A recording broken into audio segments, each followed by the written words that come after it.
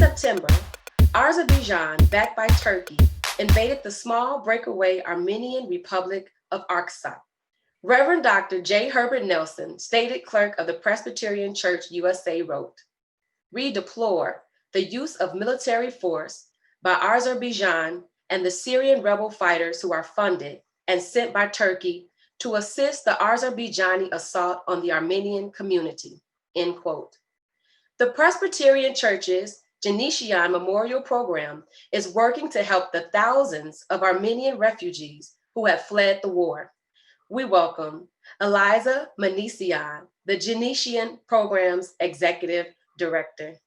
I wanted to start by asking if you could share a little bit about the conflict that's happening. In September 27, Sunday morning, Artsakh, Nagorno-Karabakh Republic, has been under attack of Azerbaijan together with Turkey. We compare Armenia with these two countries. Armenia and Artsakh together are less than 3 million people, and Azerbaijan is more than 9 million, and Turkey is more than 90 million of population. Armenia is right in between of these two countries.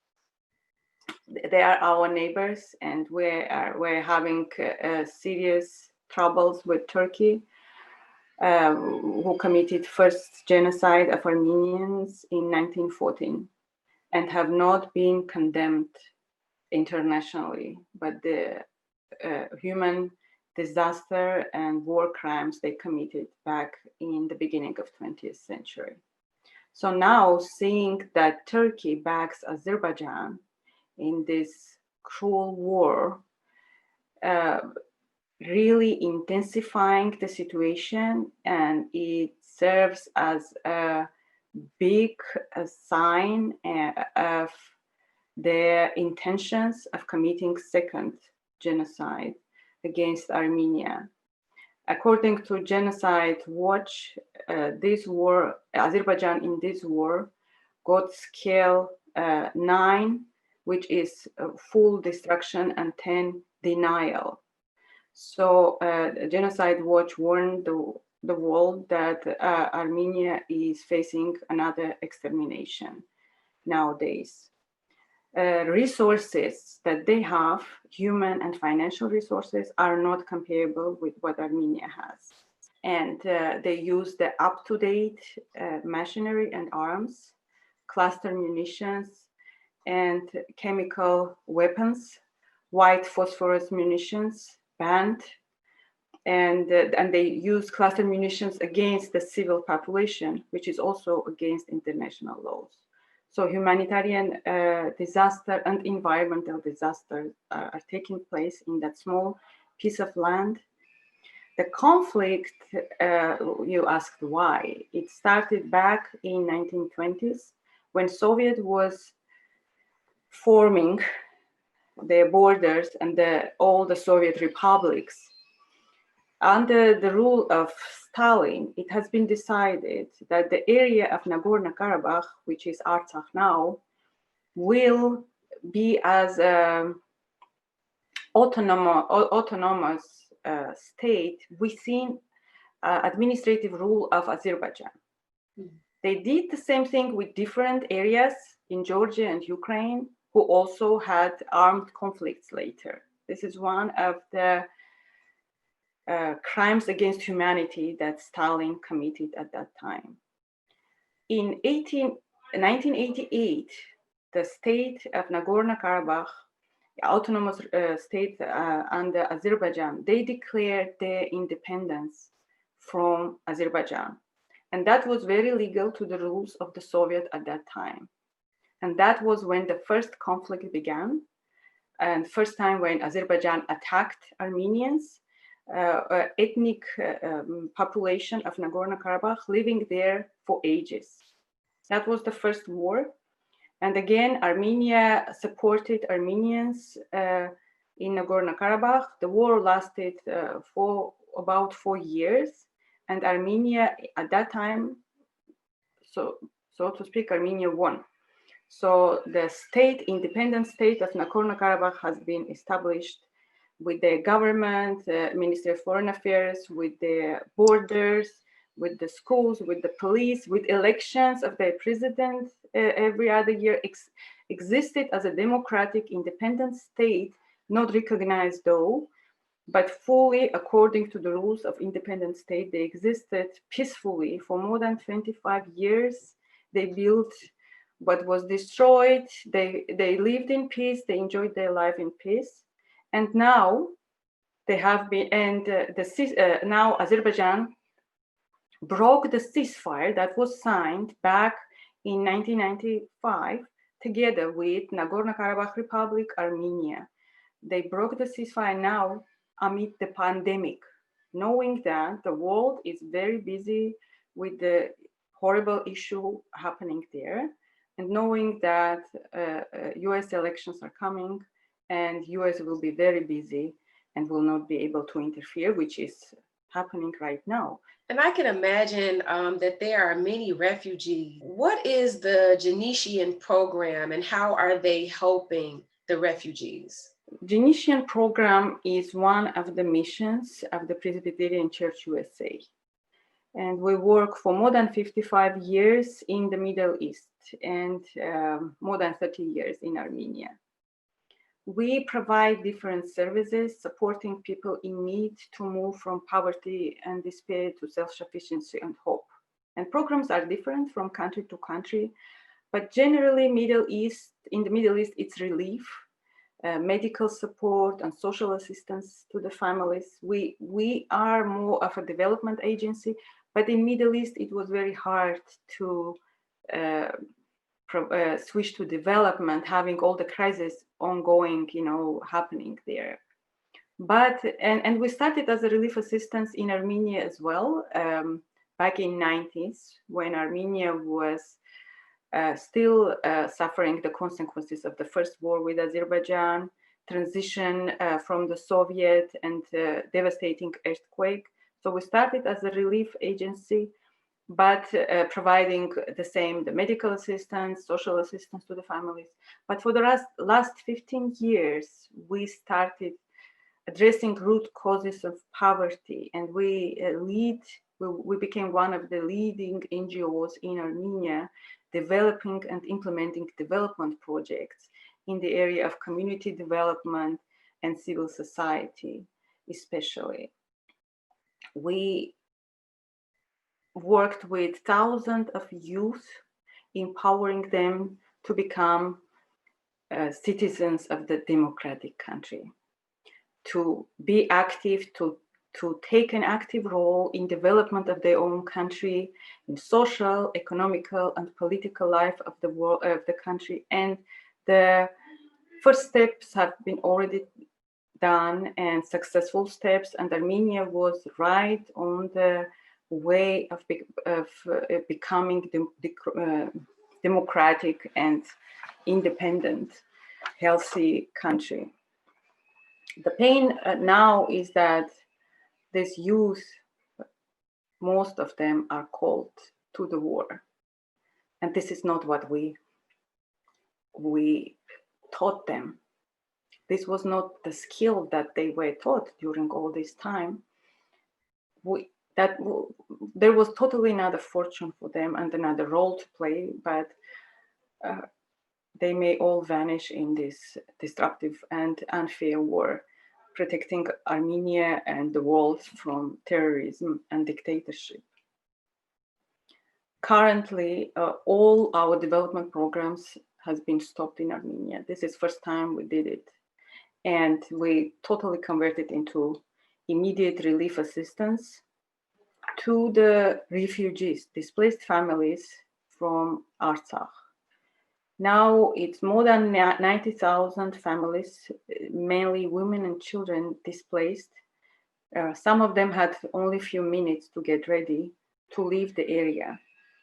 And since the attack was unexpected, people were not absolutely ready for it.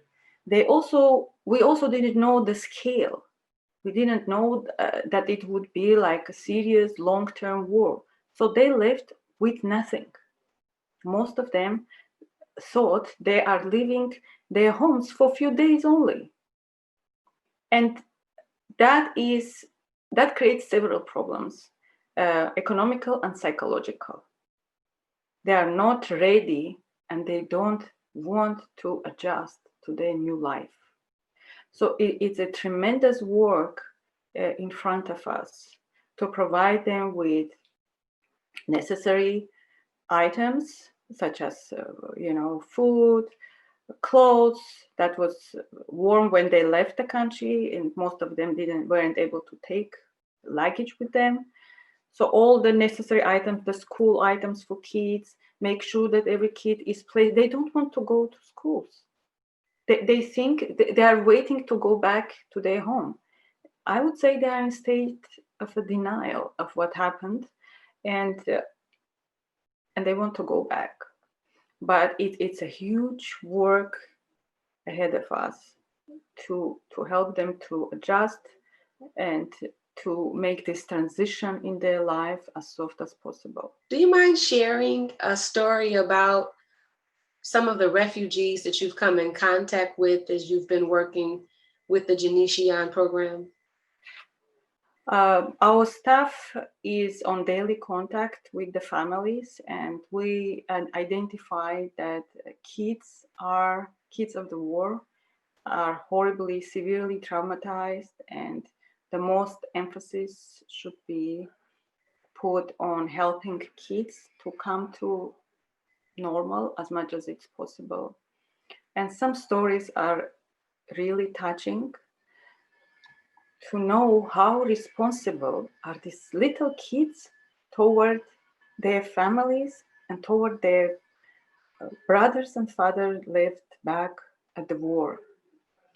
Most of them think that coming to normal life, enjoying life, is an action of betrayal to those who are still there back home protecting their home and their country.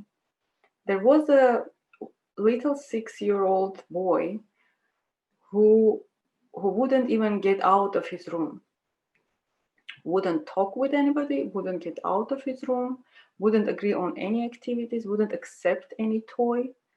And our our student volunteers, spent a lot of time and efforts, were very creative and inventive, and finally got the boy out. And recently he told that he was not feeling it right, that they shouldn't enjoy the life because it would be a betrayal toward those who are now under heavy attack and who are jeopardizing their lives there. Women, the mothers, mainly they say it's hard for us to go to bed knowing that our boys, our sons are on the ground under the drone attack. So we totally understand their situation, their state. It's very hard to convince them in a better perspective, which we ourselves need. We ourselves need this support. I believe my staff needs the support because most of them have their sons at the border now and their husbands at the border. But together, giving hope and acting together. So as these kids were explained, you should study, you should survive, and that is how you will help your brother and your father. That's the way you can bring hope and victory to our country. Taking the actions and getting to normal and studying and becoming stronger. What can Christians and Presbyterians across the nation do to provide help to the Jinishian Program? We do what we can do in the country. We provided our sons and our husbands all the funds that we have. We provide to the displaced families, helping kids to come to normal psychological state, to go to school, to survive this period of time until they will be able, fortunately, go back to their country. But what we expect from the world, from each of you, each of the citizens of other countries, is to come stand by Armenia and support the peace in the region. To join a call for peace in the Nagorno-Karabakh Republic and encourage a peaceful resolution of the conflict between Azerbaijan and Armenia, you can write to the US representative in support of the House Resolution 1165. This resolution condemns Azerbaijan military operations in Nagorno-Karabakh, a disputed region also known as Artsakh, and denounces Turkey's participation in the conflict. This is what we desperately need. At least Turkey, third party, should be out of this conflict. How do we find hope in these moments? What would be your advice for those who are seeking hope in this time? For me, the only way to keep hope alive is to act. Just do something. Whatever you can do. This is what we call the world and all Armenians. If you can give $1, give $1. If you can write one article, or you can call one friend, raise awareness about what is happening in Armenia, among others, one person a day. You can do more, you do more. You can do less, you do less. But this is what we all are doing daily. We can do what we can do regardless if it helps, doesn't help, but we should be active in this, praying actively and acting actively and believing in humanity. We cannot lose hope for humanity. It will be end of our existence if we do it.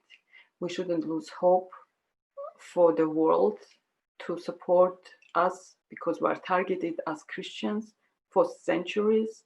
And this looks like the last battle, but it is not.